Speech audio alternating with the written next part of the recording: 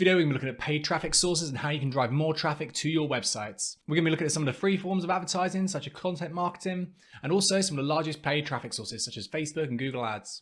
The starting point for all of this is to imagine your ideal customer. Where do they spend their time online? Which apps do they use? Which websites do they go on? What do they search for related to the interest and niche that you're working in?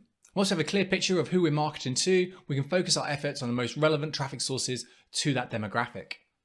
Let's talk for a minute about paid traffic versus free traffic. When most people think of free traffic, they think of SEO and getting your site to the top of the rankings and then receiving loads of organic search visitors for no cost at all. And it doesn't normally pan out quite like that.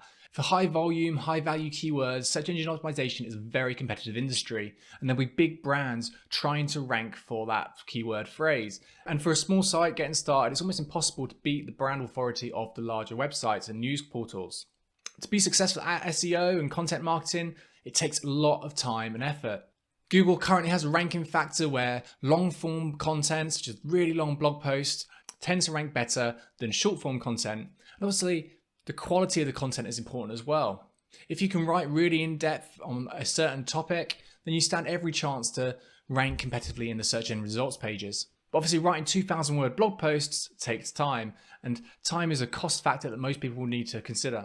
And then we get to paid traffic. For me, paid traffic 9 times out of 10 is the weapon of choice because you can turn it on and off to suit the demand that you require.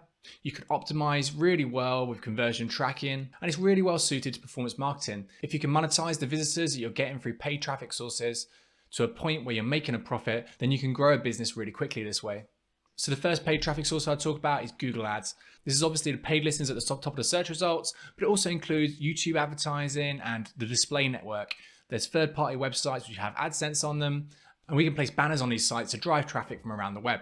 Google Ads also has custom audiences and retargeting, which when considered with the Google search network as well, I think that makes Google the most important ad network to focus on initially. The thing about Google search advertising or pay-per-click advertising is you're advertising your product to people that are actually searching for your products or products within your niche. This normally converts really well because people are searching to try and solve problems which you can provide them a solution for. The next advertising network I'd like to talk about is Facebook ads. Now, Facebook ads has inventory from Facebook, Instagram, Messenger, and also the Facebook audience network. Arguably, Facebook is just as important as Google ads because of the targeting. Facebook has so much data on its users and it lets marketers niche down their campaigns to segment audiences based on demographics and really specific interest-based targeting. Obviously, Google and Facebook aren't the only players in the advertising industry. Some other options include real-time bidding and demand-side platforms for ad exchanges, where huge volumes of inventory get turned over, and different DSPs offer different solutions to accessing that inventory. Then there's native ads, which are designed to blend in with the content of a website. You might have seen these on news and media sites where they have clickbaity type images and headlines, and it leads you through to a fake article type landing page. Then we have push notification networks such as Rich Push, and these send out little notifications to browsers. You can access a large inventory of third-party push notification audiences to display your ads to. Then there's pop networks, which display pop-ups and interstitial type ads. The thing about push and pop ad networks is that it gives affiliate marketers space to dominate these ad networks because there's not as many brand advertisers on there. Now let's move on to free traffic sources. Bear in mind that with SEO and content marketing, it's a marathon, not a sprint, and you're not going to see results straight away like you will with paid advertising. But if you're committed to a project for the long term, then it's a great way to build up brand authority in a niche. A comprehensive content marketing strategy should include social media marketing, some form of cell phone web property, such as a blog where you can post articles and you own that content. It's not published on a third party. It's important to make sure that your content is relevant, but also it's focused on driving traffic. With any content marketing strategy, you have to be adding value. You should be thinking about what the content you're producing is giving to your readers. If you're simply talking about your business and what you do, then people aren't going to care about that. Whereas if you're adding value and you're helping people along the way, this is the kind of content that gets shared, which can increase domain authority and ultimately give you more ranking power, and you start to move up the ladder of search engine optimization. Another form of free traffic or nearly free traffic is email marketing and outreach. Almost everyone has email and uses it on a day-to-day basis, and it's not as disruptive as social media. But when you're checking email, you're more geared up and in responsive mode to reply to incoming communications.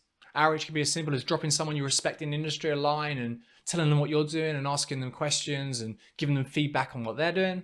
You can use it for link building, or you can take it to a whole nother level where you start to build your own email marketing list. You can create a sales funnel on your website with a lead magnet which gives away a free report or some kind of value add product in return for their email address. Once someone submits their email, you can set up autoresponders on SendGrid and MailChimp. You can send a series of emails to further communicate with that user. So which is the best traffic source? Which ones should you be using? Which ones should you ignore? I'd say it really depends on the niche. There's no one answer that fits this question. One thing I'd look at is if people are searching for your product, then Google Ads is the obvious place to go. If no one knows about your product yet, or no one knows about the problem that you're trying to solve, then disruptive marketing is your only real way forwards. And maybe Facebook ads might be better suited. If you're looking to get free traffic, then build a content strategy which is sustainable, where you can consistently produce content over a period of at least a year, which adds value for users, but also creates a valuable asset for your business. I hope this has helped you figure out which kind of website traffic sources are best for your business. There's more information in the blog post linked to in the description. If you're interested in online business, performance marketing, and web development, then subscribe to the channel. Thank you for watching.